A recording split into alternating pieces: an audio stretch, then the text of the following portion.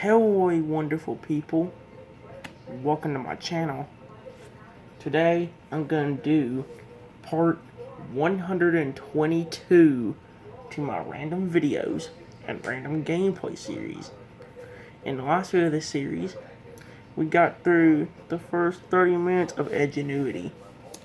I'm hoping, we only got about 55 minutes left before it ends, so I'm hoping we can get through the last ones. Because of that reason, I'm not going to be speaking that much for this episode. I want to go ahead and get this going, and I'm going to be closer to finishing this. After this, we got a 14-minute announcement video. Then we got a 28-minute Edgenuity video. Then the rest of them are iPad gameplays, which are over an hour long. So yeah, I don't want to waste time. I hope you guys enjoy. We're going to go and get to it. Here we go. Sharing information about emotional last time we were doing a quiz, guys. Chaotic situations force people to thought about their loved ones. Forget about their loved ones? No. People move so quickly that they miss what is going on around them. Loved ones are more valuable than material possessions. I'm going to go ahead and look at my iPad. Probably that. I did this earlier, a few hours ago, but I'm going to do it again. No, because in some of the games I can actually get more done. I don't want to go ahead and do that, though. I'll have something to do for the camera when I do it. When the waterworks burned down at around 3 in the morning, the pumping machines went dead, and the water supply to the city stopped. The men of Tribune would do their best to stomp out and smother the burning embers that landed on the roof. But eventually the fire went out. The shock felt by White and other citizens when they learned the Tribune was a gutted skeleton was captured perfectly by Charles McIntosh. After describing at great length how solid and fireproof the Tribune building was, McIntosh paused and, with a sad sigh, he concluded that it was fireproof up to the date of its destruction. Which statement best describes the theme of the second paragraph? The fire was so fierce that it destroyed everything in its path. Certain buildings were spared because they were fireproof. No, constructors were spared by fire because their owners were prepared. Most people did not even try to stop the fire because it was so massive. Fire was not disrupted that stopped everything in its path. Wrong question 5. Which exit from the Great Fire supports the thing that people sometimes disregard others in chaotic situations? Others weren't so lucky. In the Russian panic, a number of people either lost their footing or were accidentally pushed from the sidewalk into the busy street. Frantic animals, gray horses and cows, dogs and cats, even rats ran wild. We came to the rail straight, pumping out on the roof. Probably, it's either A or B. Probably A,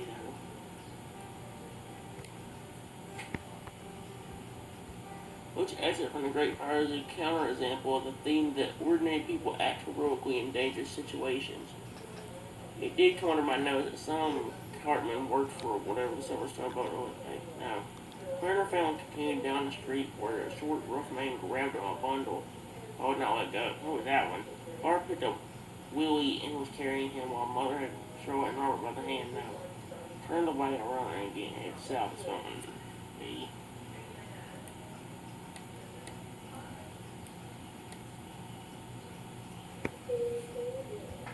Read this excerpt.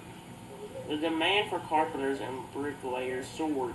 Farmers from as far away as 150 miles came to get jobs. Salaries also rose with unskilled laborers commanding $2 a day, while carpenters and bricklayers got anywhere from $5 to $10 a day. Amazing money back in 1871. Which statement best reflects the theme of this paragraph? Some people are more helpful than others during a disaster. After a negative event, some people take advantage of others. It's possible to find positive outcomes even after a negative event. Some people hope disasters occur so they can benefit from them. I'm saying after a negative event, some people would take advantage of others. I'm going to say that.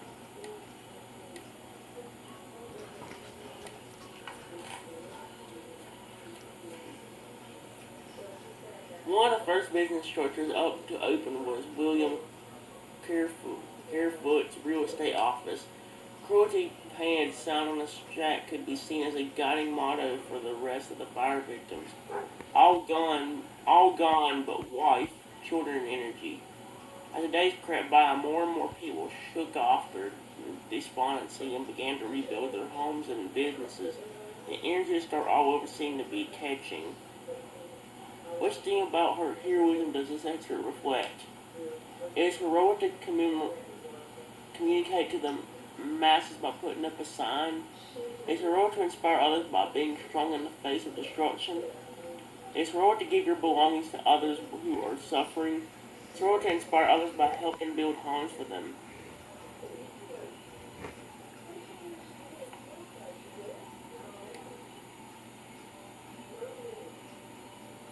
I'm saying B for that one too. Which excerpt from The Great Fire reflects the theme that victims felt deeply grateful that their families survived despite the material losses they suffered. Despite rough shoving and bumping, Claire managed to cling to her bundle and stay right behind the rest of her family. Well, I turned the wagon around and again head south. When would they lay down away from the crowd, and I knew I not so rich, so sure to get past 7 trucks will see. One more, see if I did good on this test. I hope I did, so I'll do it again. Claire and her family continued down the street when a short, rough man grabbed at my bundle. I would not let it go. I called for father and almost lost my bundle, except that another man took hold of the man and dragged him away. When I turned, I could not find father or mother or my sister or brothers. I ran down the sidewalk after them, calling for their names and searching everywhere for a familiar face. They were gone into the smoking dark and falling fire. Which excerpt from the paragraph is the best counterexample of the theme that disasters can cause everyday people to do heroic things? I called for father and almost lost my bundle. No, a short, rough man grabbed my bundle. Yes, I ran down the sidewalk after them calling me. And definitely be. Alright, guys. Tell you what I got. What did I get, guys? What? You tell me I got an 80? You better be lying to me. Hey, I got a 90! I didn't hear what y'all said. Did y'all let me go? Hey, I got a 90. I got a 90 on a quiz. Hey, which one did I miss? Number 7. It's possible to find positive outcomes under a negative event. Oh. I just should have gotten that one. Let's continue. Ooh. Ooh. We're going to somebody else now. Who is this? Understanding procedures. Oh no! Are we going to do a project? Are we going to do a project? No, I'm going to do a project on ingenuity. Please don't. I'll give you money on to do it. Please. Let's see. I'm kind of scared. Let's see what happens though. Remember, you're working to answer the lesson question. How do we understand the steps of a procedure? And so far, you started to think about some of the challenges related to riding different types of bikes. Now, on your screen here, you see a bunch of professional BMX racers. BMX racing is a popular sport, but it requires lots of training, practice, coaching, and dedication in order to learn. And coaches will often provide BMXers with lots of instruction to help them learn tricks and strategies so that they can ride both safely and effectively, especially in an extreme sport like this. So, coming up, you're going to learn some of the characteristics of procedural writing, or writing that provides instructions. What? You're scaring me. You really are.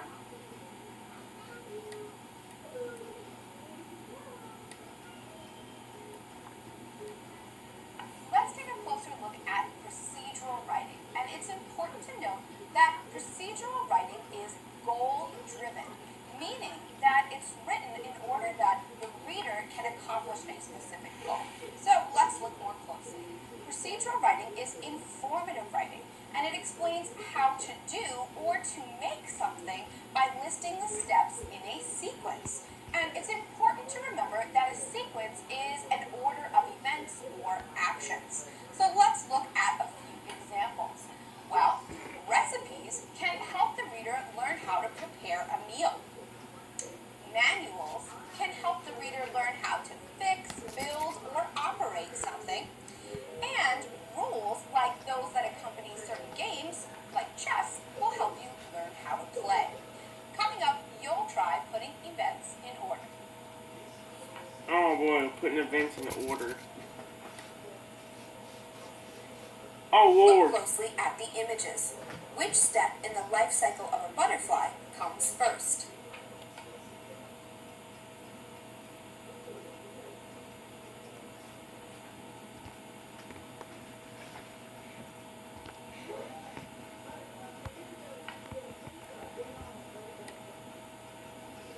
Alright guys, I am trying to make some progress in the game. I will eventually. A sequence has a definite But order. It doesn't work if the steps are in a different order. I'm trying to get things done, guys. It's taking a little while. Before we look at the specific features of procedural writing, it's important to note that procedural writing offers a method for readers to follow. So we're going to use a recipe as an example of procedural writing. It has a clearly stated goal, which is often stated in the title. In this case, it's the name of the recipe or the dish that the cook will be making, which is called kokannon. It also offers a sequence of steps to follow in order to achieve the goal. So these are the steps that the cook would take in order to make the dish.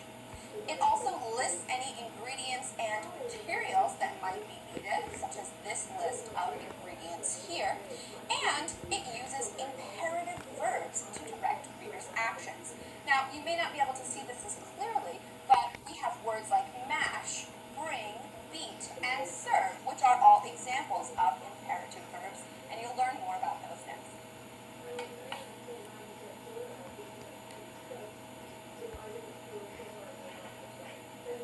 Put the steps for starting a garden in the best order. Alright, guys, I did get to Dragon City. I was trying to watch videos to see if I can get any more orbs to get more dragons. So yeah, that's what I was doing. That's what I was doing. Dig and loosen soil. Plant seeds and row.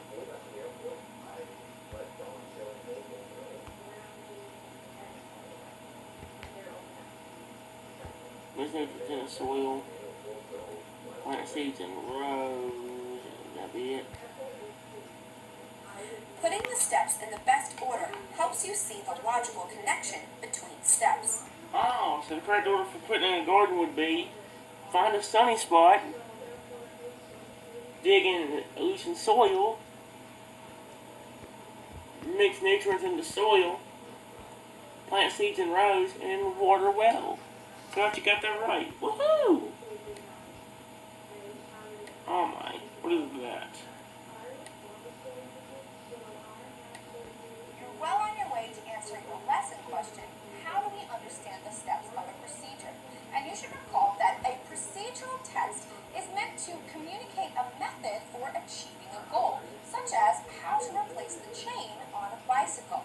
But if you don't understand the text that you're reading, it's likely that you won't be able to accomplish the goal. So as you move ahead in the lesson, you're actually going to learn how to paraphrase, which is one method or one strategy that you can use to help you check your comprehension.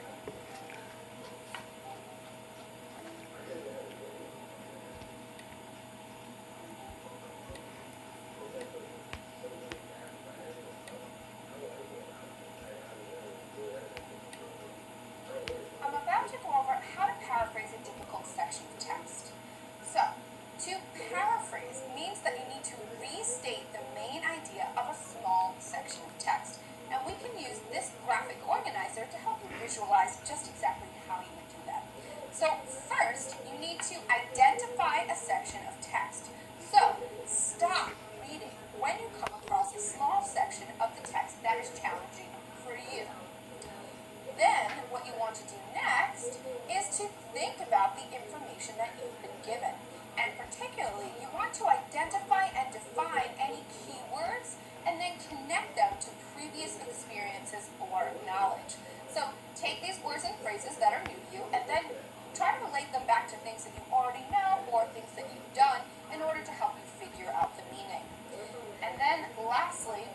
to do is restate or rephrase that information.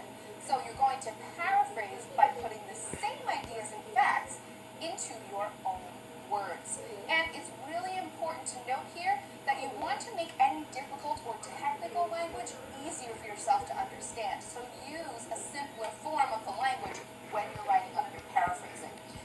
So technically what that means is, a simple way to put that would be, well, the way she explained it, basically a simple way to do that would be, stop on a difficult piece of text that's confusing you or whatever. Find some words that like you know or can relate back to, and put it back into your own words. That way you can figure it out a little bit easier. That's an easier way to say it. Let's take a look at an example of this together. We'll look at this passage from the Common Sense of Bicycling for Ladies in order to figure out how we might paraphrase it. So follow along. When Now I'm both feet are on cooking. the pedals, they oppose each other. The weight should be lifted from the ascending pedal, or else the descending foot must push the other foot up until that foot is in position to exert a downward pressure. Now, on first reading of this, it may sound pretty challenging, and that's mainly because there's some difficult language in here. But if we slow down for a moment and reread one sentence at a time, it might make it a bit easier to follow. So, when we come to this first sentence, when both feet are on the pedals, they oppose each other. Well, oppose is another way of saying opposite. So, it's talking about how when your feet are on the pedals, they are opposite from one another. The weight should be lifted from the ascending pedal. Well, ascending means the one going up. So your weight should be lifted off the pedal going up. And it says, or else the descending foot must push the other foot up until that foot is in position to exert a downward pressure. So as one is lifting up or ascending, the other foot is descending or pushing down. So if we were, or you were, to paraphrase this in your own words, it might look something like this student example. Put each foot on a pedal. Your feet will start out in opposite positions, but move the same way. Lift your weight off the pedal that's going up, or press your foot down on the other pedal. So when the pedal is going up is ready to change direction, then you can press down. So when the pedal going up is ready to change direction, then you can push down with your foot. So I want you to notice that this student sample takes all of this information and puts it in the same order, but uses simplified language. Now you're ready to choose a possible way to paraphrase the text. Please don't let me type it in. I'll give you money. Thank goodness. Read the passage and the answer choices. Then select the best example of paraphrasing. There are many things that go to make the great... There are many things that make... Oh my gosh. There are many things that go to make the graceful writer. You may give each detail attention, or you will fail. One incorrect move or poise of any part of the body will be noticed as inextricity. An erect position, steady on the saddle, but when all is done, the crowning grace is that of apparent ease. Which is the best paraphrase of this passage? Pay attention when you ride so you do not fail and get a bad reputation. Instead, ride straight ahead like a royalty. If you want to ride gracefully, you will have to pay attention. If you don't ride correctly, it will look strange. Sit up straight and make it look easy. A graceful ride can do many things well. Pay attention to everything. Notice any strange moving objects and look straight ahead. You must give each, so give something attention.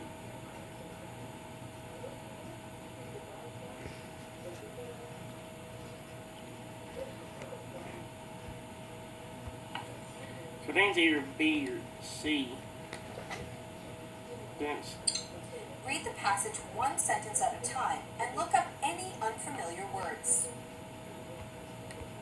This one here. Yeah. Paraphrasing a difficult text can show that you understand its meaning and make it easier to remember what you read. If they're gonna make me type this, it's gonna be impossible. Let's take a closer look at paraphrasing to check comprehension.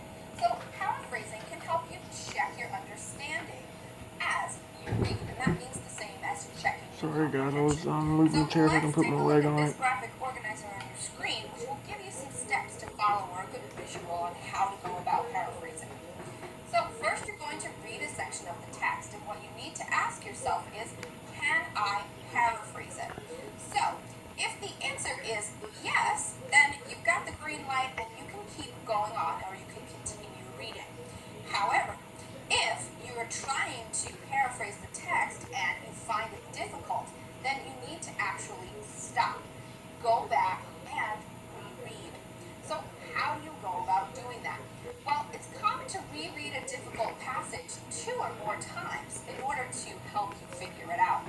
When you reread, you want to read more slowly and deliberately. And you can ask yourself things like, how does this passage relate to or connect to information that came before it? Then, if there are any confusing or unfamiliar words, you either want to use the text or the context around those words and phrases to help you figure it out, or you can go to a dictionary to look up their meanings. Lastly, you want to try to visualize or picture in your mind whatever it is that you're reading, because that will often help you to understand the concepts and the ideas as well. So a good way to check your understanding of a difficult passage is to paraphrase it. Now you're ready to read. Read. I gotta read more. What? What? I gotta read. Oh Lord.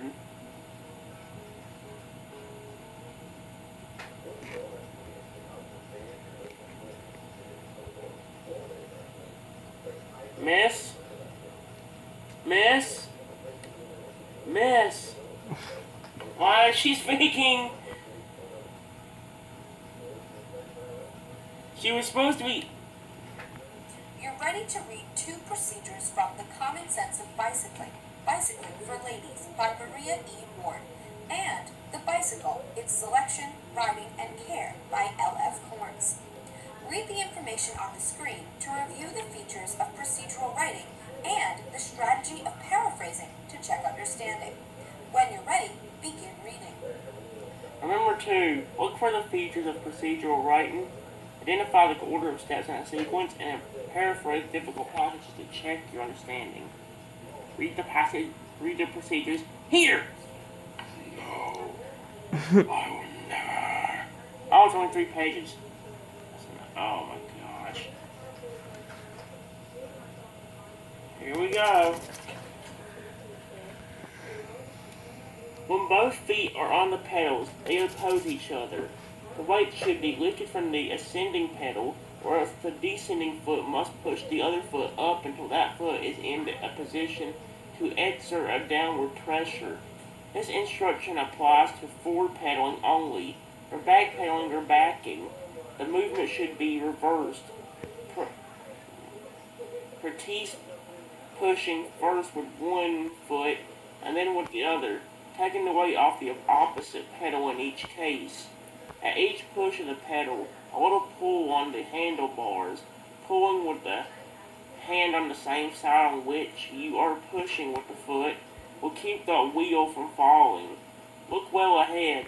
The bicycle covers the ground very rapidly, and the eye does not at first receive impressions quickly enough to enable you to know where to look and what to look for. To learn to balance, have the saddle raised as high as possible so that the ball of the foot just touches the pedal at its lowest.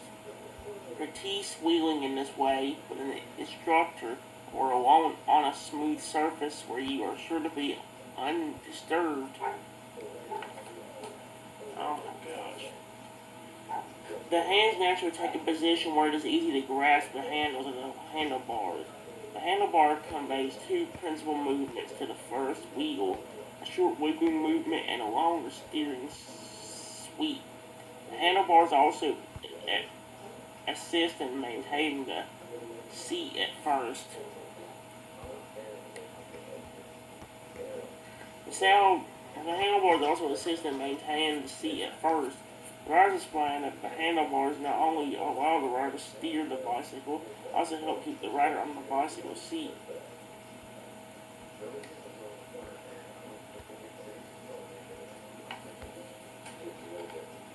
The beginner usually exerts too much pressure on the pedals and has to correct the falling tendency of the machine.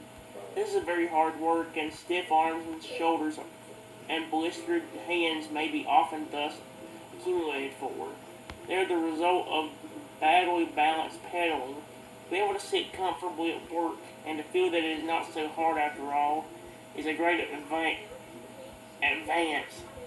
Now, the question of that other foot, by this time which the other foot will have become quite evident, is that always the foot to which attention for the moment is not directed, and which consequently may meet unexpected disaster. A lost pedal, perhaps with its accumulating inconveniences. What the crap are these words? Downward pressure with the foot is easily acquired and needs little effort. To take the pressure off the ascending pedal at the right moment is a more difficult matter. Usually considerable practice and cycling is necessary before the unused lifting muscles are strengthened significantly by exercise to permit them to do their work easily. There's a third movement of the handlebars, a quick twist in the direction the machine is leaning if about to fall. It is made sudden and brings the wheel back to its original position. If the wheel were stationary and the front wheel were turned, the bicycle would fall in the opposite direction from the front wheel. If the wheel is about to fall, it can be prevented from doing so by throwing the balance the other way means that the handlebars. A similar result is accomplished by wiggling the front wheel, and when a bicycle is moving very slowly, a continuous wiggle, changing the balance as the machine inclines from side to side, is necessary to keep it upright. The body should incline with the rear wheel and maintain the same plane with it, because as much as possible a part of the wheel, as though united by a straight bar going from the base of the tire to the top of the head. Alright, chill, ma. What is the main focus of the procedure on a table being right described? now. Heard the noise a while ago. That was How to my pedal and balance, how to steer, my bot's injured out of the choose a wall. bicycle, It keeps doing how to that. position the hands. I don't know if it's a bad charger or what, but it keeps draining How to pedal itself and out of the balance. wall. Correct. Bingo! The goal is to provide instruction on how to pedal and steer properly for a successful bicycle ride.